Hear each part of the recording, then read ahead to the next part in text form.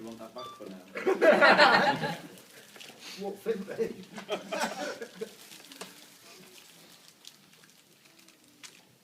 Ladies and gentlemen, for those of you that don't know me, my name is Paul, and I'm happy to preside over the only 5 minutes of this wedding that Alison didn't plan. Andrew didn't choose me in the traditional way. Actually, me and Andrew's other friend drew straws. Now, just because I'm standing here, don't think for 1 minute I was the winner. I must confess that I've been a little nervous about today. This must be the 5th time today I've left a warm seat with several pieces of paper in my hand. I will, however, be using these notes, not because I'm forgetful, but simply that I've got to keep reminding myself exactly why I like Andrew. Another friend of mine gave me some advice on giving this speech. He says, think of it like walking through a nudist camp.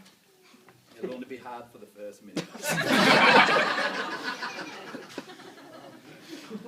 One reason I've been looking forward to giving this speech today is that I've been married to Deborah for 12 years now, and this is the first chance I've had to see if my voice still works over the course of more than one sentence.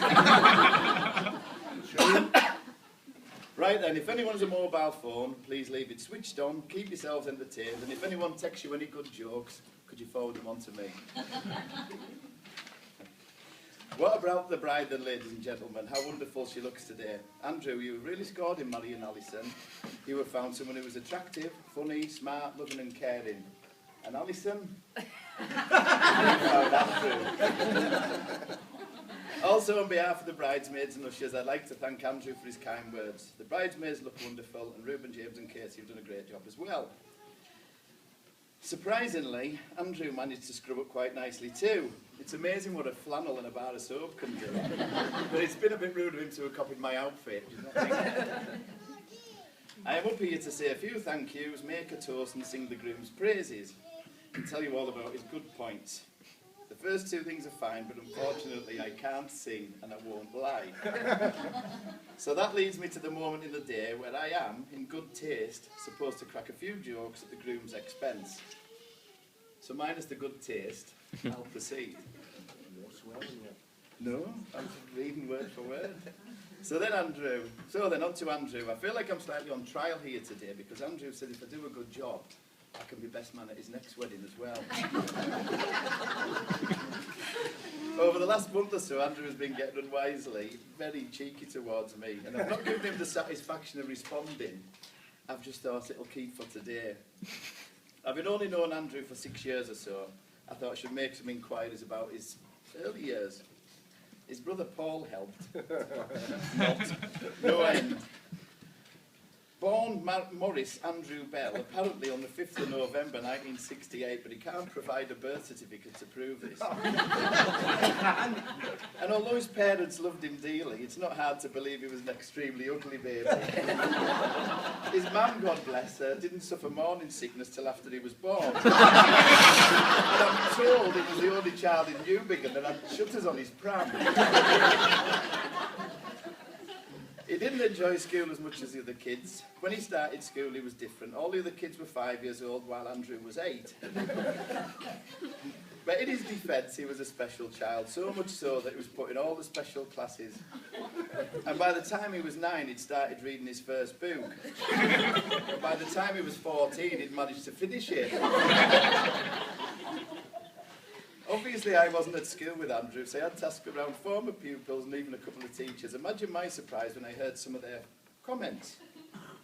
Andrew excelled in most subjects. Sorry, I misread that. Andrew was expelled in most subjects. Andrew thought Ellesmere Port was a table wine.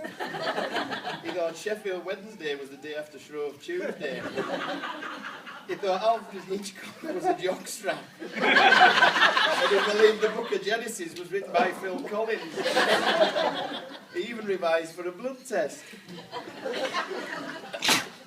Andrew left school and became interested in rallying. His interest in cars and rallying kept him very busy over the next few years. Unfortunately, he also kept busy a large number of panel beaters, mechanics and local hospitals.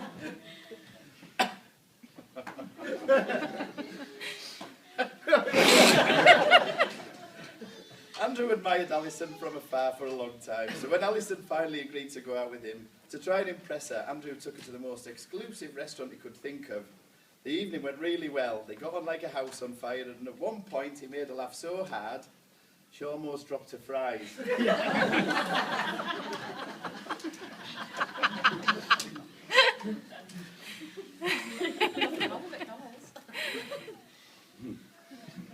It was immediately obvious just how besotted Andrew was with Alison. So when he decided to propose, he somewhat foolishly popped the question in an open field under a tree. If I were Andrew, I would have asked her in a small room with the door locked so she couldn't run away. Anyway, after a bit of a chase, Andrew caught up with Alison and badgered her into accepting his proposal. So after many months of organisation and planning, they are both here today. I don't think Alison's going to say anything today because she can't stand up. Andrew's tied her to the chair. I personally think they get on very well because Andrew and Alison share the same sense of humour. They have to share it because Andrew hasn't got one of his own.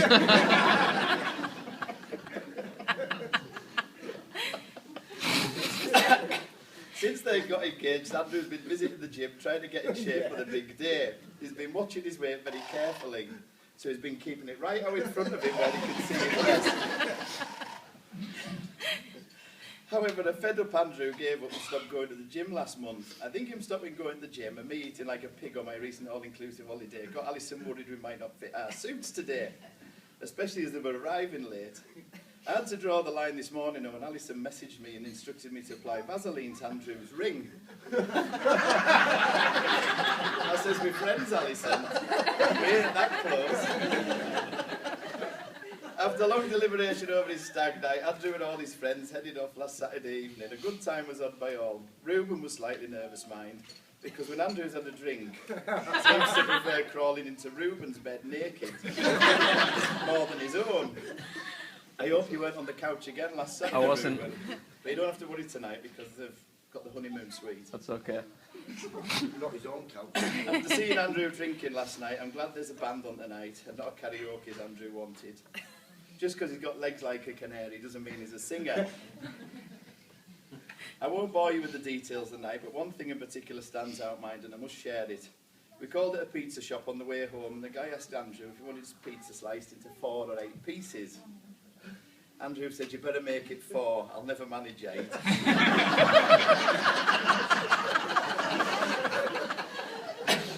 In the spirit of giving and receiving gifts, I would like to take this opportunity to present the group with a rather belated but fitting housewarming present to welcome family and friends into their home.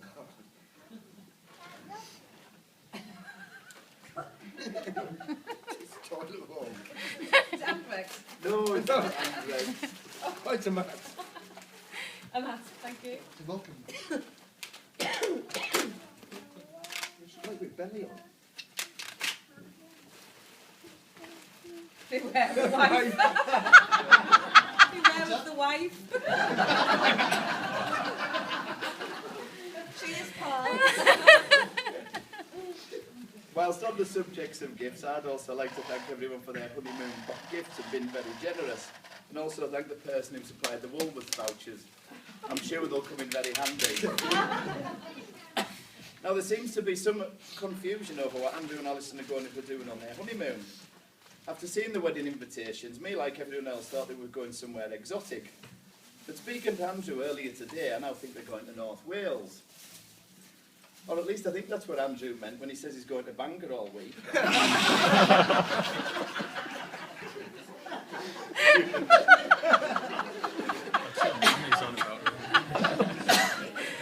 I'd like to ask the bride and groom to participate a little now. Alison, could you put your hand flat on the table, please? Which one? Right one will do. Left one will do fine. Andrew, could you place your hand on top of Alison's? Are you enjoying that? Yeah. That's the last time you have the upper hand.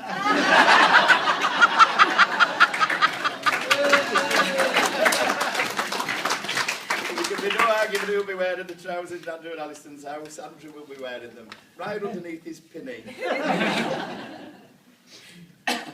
On a more serious note, I would like to say thank you to Andrew for not just asking me here today, but allowing me to be involved. It's been an absolute pleasure to be your best man. From what I have seen of their relationship, I can see Andrew truly loves and thinks the world of Alison. In Alison, he's found someone that makes him truly happy, and they make a lovely couple. A thought we should all bear in mind, perhaps, is that marriage is not about finding someone you can live with, it's about finding someone you can't live without. So finally, as a man that will drink to absolutely anything, it gives me immense pleasure to invite you all to be upstanding.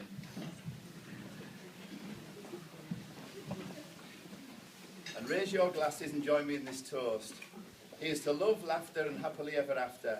As Andrew and Alison start their new life, let us toast the new husband and wife. Ladies and gentlemen, the brides and groom. Bride and groom.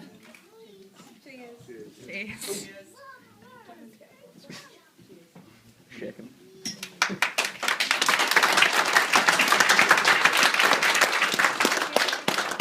Thank you for that kind applause.